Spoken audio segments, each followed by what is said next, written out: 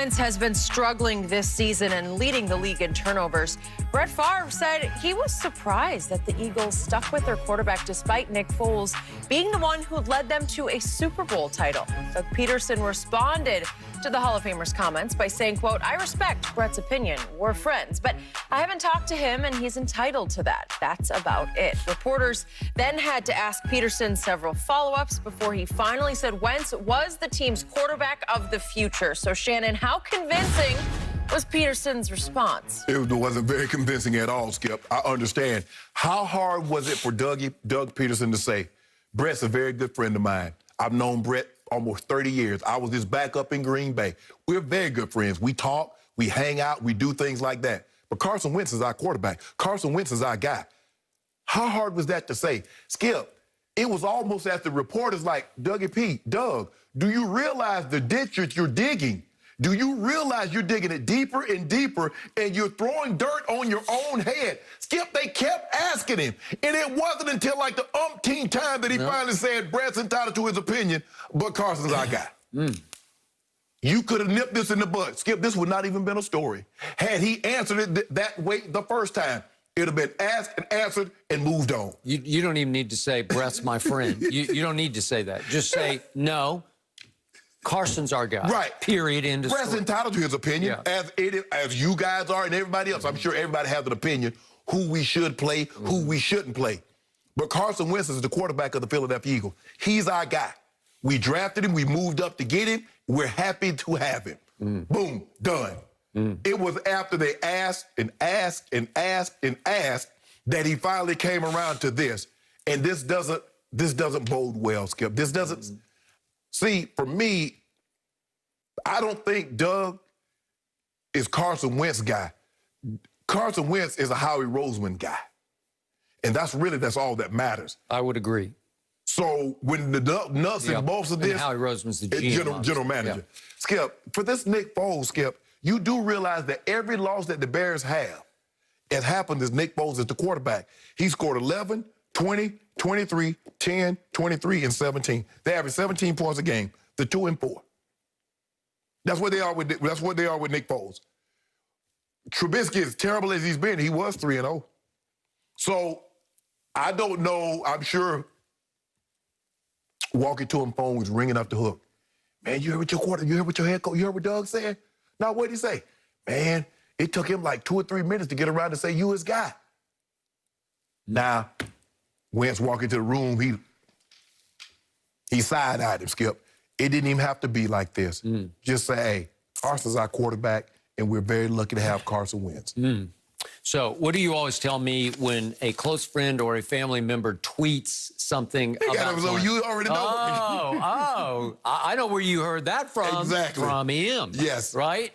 It got Golden Tate in trouble. It did. It got Golden Tate demoted to play practice on the practice team, and he didn't even travel. And that was his wife? Why? Because we don't, Skip, they normally say, why they not throwing you the ball? She said targets. Where'd she get targets from? There you go.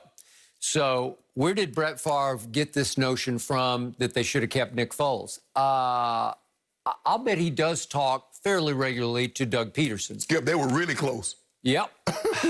So at some point along the trail, he has heard from Doug Pederson, you know what?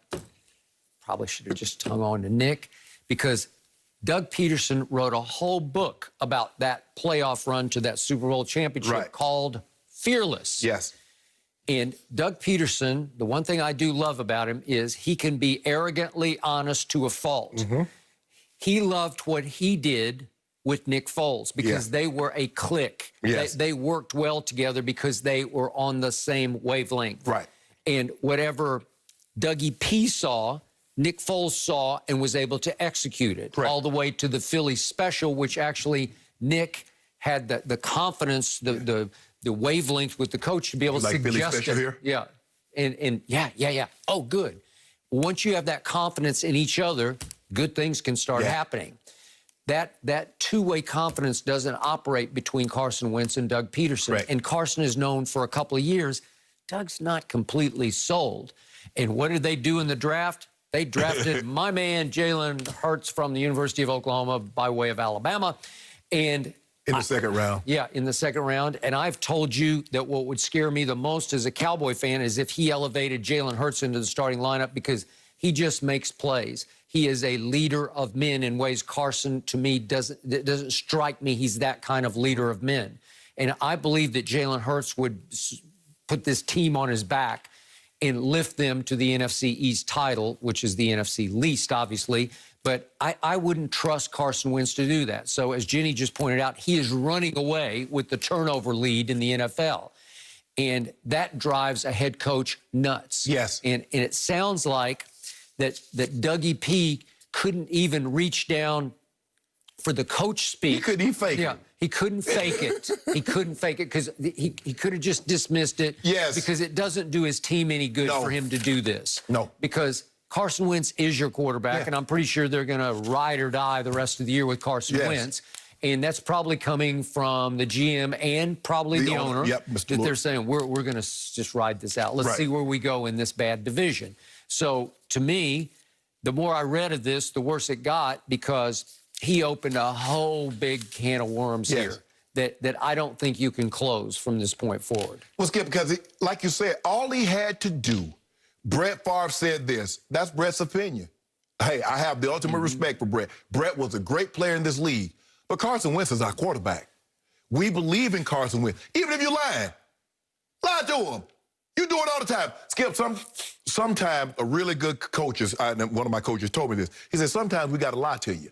Sometimes we got to tell you that you're better than you actually are. So that we can convince you, yeah, man, we can win this game. We're going to win this game. Knowing all the time it's not going to probably end well for us. Lie to him. Okay, you feel a certain way. I get it, Skip. You want a Super Bowl. The guy won a Super Bowl with you. Because we would not be talking about Dougie P in the way we talk about him had he not won that Super Bowl. And Nick Foles helped that be possible. That book would have sold 10 copies. Even you admitted, not maybe the first playoff game against Atlanta, but the second one against Minnesota and the third one against the New England Patriots were two of the best playoff games we've ever seen. You agree? Yes, absolutely. And that was the thing, Skip. Doug Pederson would have sold 10 copies of that book had he not won the Super Bowl. But because he won the Super Bowl, people were like, well, let me have you fearless. Now he's become very foolish and foolhardily believing that it's all about him. Doug understands coaching. He played up on the mic hungry. He understands Andy Reid. He understands how this thing works. Yep. You don't say that about your quarterback. Okay, and speaking of Nick Foles, remember, they ran it back the next year. And speaking of Chicago, remember, they went to Chicago and stole a playoff game, and it felt like Nick Foles was doing it again. And what did I start calling him? He's the Magic Man. And then they went to New Orleans, and they had them on the ropes. Should have won that with Alshon. It went right through his hands, and it was intercepted, and it stopped a drive that very possibly would have won that game. Right.